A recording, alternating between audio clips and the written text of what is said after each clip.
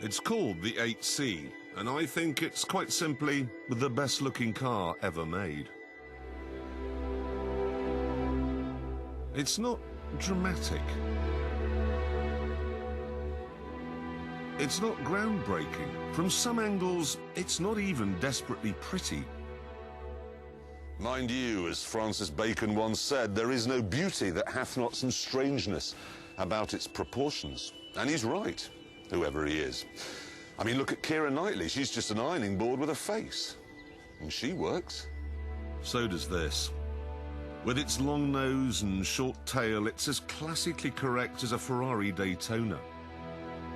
Or a Georgian's house. You probably expect the noise it makes to be classical too, like a cello being played by an angel in a pillow of honey. No.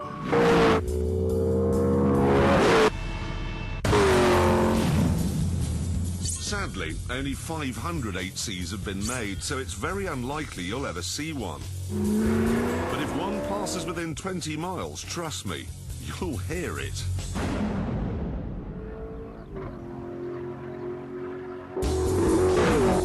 Some cars have tuned exhausts, so the noise they make is as fake as a hooker's smile. But this sounds real, this sounds fantastic. You listen to it on the overrun.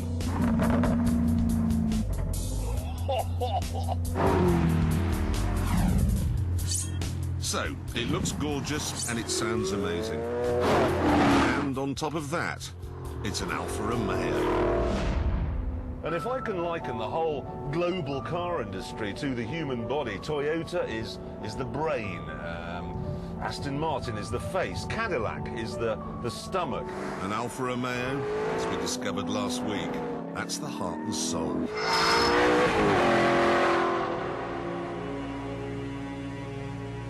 So what is it then, this £110,000 car?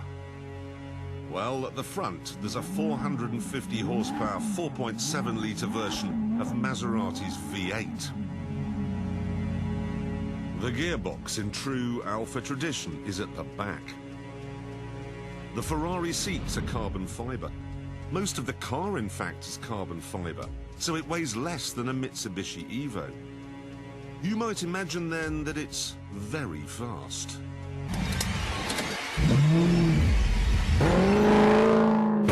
They say it'll get from 0 to 60 in 4.2 seconds, and that its top speed is 182. I think they could have made it faster than that. But then it would have been faster than a Ferrari, and in Italy that's a bit of a social no-no. That'd be like vomiting on the Pope. Sorry. So, what about the handling?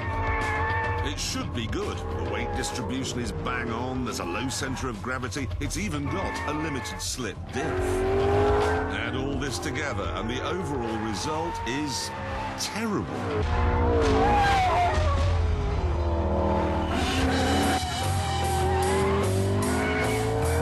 The steering feels wooden, and the suspension feels like it's made from old tea bags.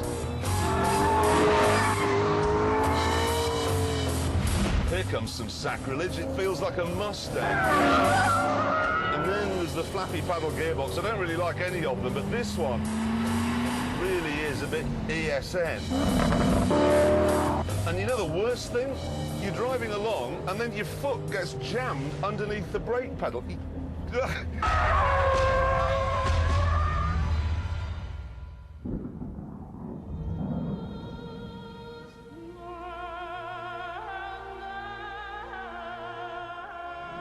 And you know what? I don't really care about any of these things because buying this car for its dynamic abilities is like buying a porn film for its plot. I don't care either that it has a ridiculous boot, or that it has no back seats, or that the steering wheel's in the wrong place. I wouldn't care if the seats had spikes in them and the sat-nav had Tourette's.